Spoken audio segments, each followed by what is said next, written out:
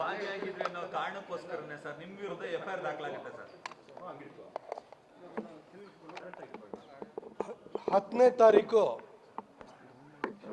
ಪುಂಡ ಮುಸಲ್ಮಾನರು ಸಾವಿರಾರು ಸಂಖ್ಯೆಯಲ್ಲಿ ಸೇರಿ ಉದಯಗಿರಿ ಪೊಲೀಸ್ ಸ್ಟೇಷನ್ನಲ್ಲಿ ಪೊಲೀಸರ ಮೇಲೆ ಆಕ್ರಮಣ ಮಾಡಿದರು. DCPಗೂ ಕೂಡ ಕಲ್ಲು ಬಿಸಾಡಿದರು. ಪೊಲೀಸರು ಕೂಡ ಗಾಯಗೊಂಡರು. ಈ ಘಟನೆಯ ಬೆನ್ನಲ್ಲೇ ನಾನು ಪೊಲೀಸ್ ಸ್ಟೇಷನ್ ಹತ್ರ ಹೋದೆ. ಕೊನೆಗೆ ನಮ್ಮ ವಿರೋಧ ಪಕ್ಷದ ನಾಯಕರಾಗಿರುವಂಥ ಆರ್ ಅಶೋಕಣ್ಣವರಿಗೆ ಮಾತಾಡಿ ಪೊಲೀಸರಿಗೆ ಆತ್ಮಸ್ಥೈರ್ಯವನ್ನು ತುಂಬೋ ಕೆಲಸವನ್ನು ನಾವು ಮಾಡಬೇಕು ಅಂತ ಹೇಳಿ ಕೊನೆಗೆ ಅಶೋಕಣ್ಣವರು ಬೆಂಗಳೂರಿಂದ ಬಂದು ಸ್ಟೇಷನಿಗೆ ಭೇಟಿ ಕೊಟ್ಟು ನೀವು ಕಮ್ಮಿ ಸಂಖ್ಯೆಯಲ್ಲಿದ್ರೂ ಕೂಡ ಸಾವಿರಾರು ಜನ ಪುಂಡ್ರನ್ನ ನೀವು ಕಂಟ್ರೋಲ್ ಮಾಡಿದ್ದೀರಿ ಅಂತ ಹೇಳಿ ಅವರಿಗೆ ಮೆಚ್ಚುಗೆ ಮಾತನಾಡಿ ಪೊಲೀಸರಿಗೆ ನೀವು ಧೈರ್ಯದಿಂದ ಇರಿ, ಯಾರ್ಯಾರು ಇದರಲ್ಲಿ ಈ ಘಟನೆಯಲ್ಲಿ ಭಾಗಿಯಾಗಿದ್ದಾರೆ ಅವ್ರನ್ನೆಲ್ಲ ನೀವು ಪತ್ತೆ ಹಚ್ಚಿ ಅವ್ರನ್ನ ಅರೆಸ್ಟ್ ಮಾಡಿ ಅವ್ರನ್ನ ಕಾನೂನಿನ ಕುಣಿಕೆಗೆ ಅವ್ರನ್ನ ಸಿಲುಕಿಸಬೇಕು ಅಂತ ಹೇಳಿ ಧೈರ್ಯದ ಮಾತನಾಡಿದರು. ನಾನು ಕೂಡ ಜೊತೆಗೆ ಹೋಗಿದ್ದೆ. ಅದೇ ಸಂದರ್ಭದಲ್ಲಿ ಮೀಡಿಯಾ ಉದ್ದೇಶನೂ ಕೂಡ ನಾನು ಮಾತಾಡಿದ್ದೆ. ಆದರೆ ನನ್ನ ಮೇಲೆ FIR ಹಾಕೋಕ್ಕಾಗ್ತದೆ. ಈಗ ಸಿದ್ದರಾಮಯ್ಯನವರು ಸರ್ಕಾರ ಬಂದಾದಮೇಲೆ ಅವರ ಚುನಾವಣೆ ಸಂದರ್ಭದಲ್ಲಿ ವರುಣದಲ್ಲಿ 2 ಕೇಸ್ ಹಾಕಿದ್ರು, 2 FIR ಮಾಡಿದರು. ಶಿಗ್ಗಾವಿನಲ್ಲಿ ಒಂದು FIR ಮಾಡಿದರು. ಆನಂತರ ದಾವಣಗೆರೆಯಲ್ಲಿ FIR ಮಾಡಿದರು. ಶಹಾಪುರದಲ್ಲಿ FIR ಮಾಡಿದರು. ಬೆಂಗಳೂರಿನಲ್ಲಿ ಪುನೀತ್ ಕೆರಳೆ ವಿಚಾರದಲ್ಲಿ ಬಸವೇಶ್ವರ ನಗರದಲ್ಲಿ ಒಂದು FIR ಮಾಡಿದ್ದಾರೆ, ಹಾಗೂ ಮಾಗಡಿನಲ್ಲಿ ಒಂದು FIR ಮಾಡಿದ್ರು. ಈಗ ಉದಯಗಿರಿ ಸ್ಟೇಷನಲ್ಲಿ FIR ಮಾಡಿದ್ದಾರೆ.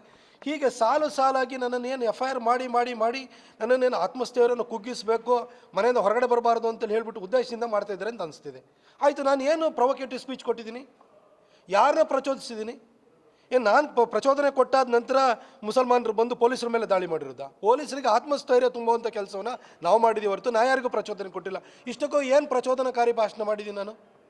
ಮುಸಲ್ಮಾನರಿಗೆ, ಪುಂಡ ಮುಸಲ್ಮಾನರ ಬಗ್ಗೆ ಮಾತಾಡಿದ್ದೀನಿ. ಅಲ್ಲೊಬ್ಬ ಮುಲ್ಲಾ ಈ ರೀತಿ ಪ್ರೊವೊಕೇಟಿವ್ ಸ್ಪೀಚ್ ಕೊಟ್ಟಿದ್ರು ಕೂಡ ಯಾಕೆ ಅರೆಸ್ಟ್ ಮಾಡಿಲ್ಲ ಅಂತ ಕೇಳಿದ್ದೀನಿ. ಇದು ಪ್ರಚೋದನಕಾರಿನಾ? ಅಥವಾ ಮುಸಲ್ಮಾನರು ಪುರುಸೊತ್ತಿಲ್ಲದೆ ಮಕ್ಕಳು ಹುಟ್ಟಿಸ್ತಾರೆ ಅಂತ ಹೇಳಿದ್ದೀನಿ, ಇದು ಪ್ರಚೋದನಕಾರಿನಾ? ನಿಮ್ಮ ಸಂಖ್ಯೆಯನ್ನು ನೋಡಿ ಗೊತ್ತಾಗಲ್ವಾ ಪುರುಸೊತ್ತಿಲ್ಲದೆ ಮಕ್ಕಳು ಹುಟ್ಟಿಸ್ತಾ ಇದ್ರೆ ಇಲ್ವಾ ಅಂತ ಹೇಳ್ಬಿಟ್ಟು ಇಡೀ ದೇಶಕ್ಕೆ ಗೊತ್ತಿಲ್ವಾ? ಇದನ್ನು ನಾನು ಹೇಳಿದ್ದೀನಿ, ಸತ್ಯನೇ ಹೇಳಿದ್ದೀನಿ.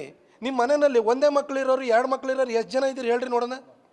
ನಿಮ್ಮ ಸಮಾಜದಲ್ಲಿರುವಂತಹ ಸೆಲೆಬ್ರಿಟೀಸನ್ನ ತಗೊಳ್ಳಿ. ಶಾರುಖ್ ಖಾನಿಗೂ 3 ಮಕ್ಕಳಿದ್ದಾವೆ, ಸೈಫ್ ಅಲಿ ಖಾನಿಗೆ 4 ಮಕ್ಕಳಿದ್ದಾವೆ. ನಿಮ್ಮ ಸೆಲೆಬ್ರಿಟೀಸೇ ಕಂಟ್ರೋಲ್ ಇಲ್ಲದೆ ಮಕ್ಕಳು ಹುಟ್ಟಿಸ್ತಾರೆ.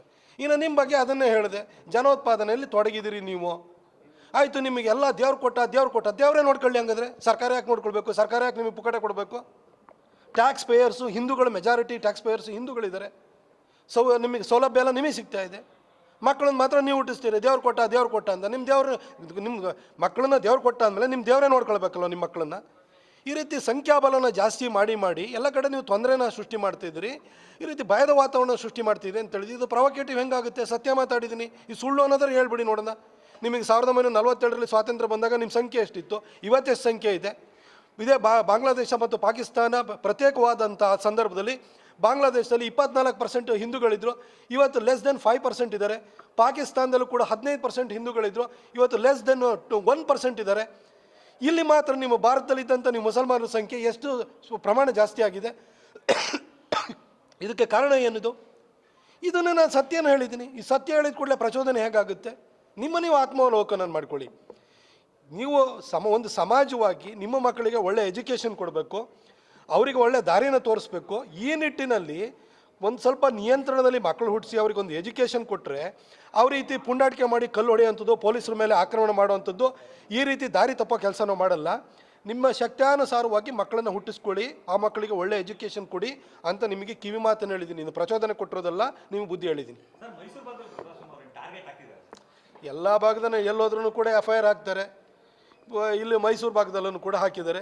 ಇಲ್ಲಿ ಯಾರು ಮೈಸೂರು ಭಾಗದಲ್ಲಿ ಸಿದ್ದರಾಮಯ್ಯನವರ ಸರ್ಕಾರದ ವಿರುದ್ಧ ಧ್ವನಿ ಎತ್ತೋನು ನಾನು.